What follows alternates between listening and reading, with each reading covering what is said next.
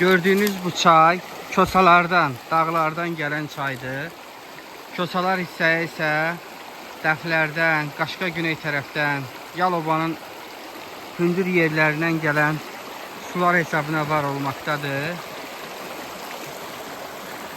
Çox sevindirici haldır ki, son 1-2-3 il bundan əvvələ qədər su belə gür deyildi. Ancaq bu illəri Kosalardan Xan kəndinə axan çayın bax belə güclü axdığını müşahidə edirik.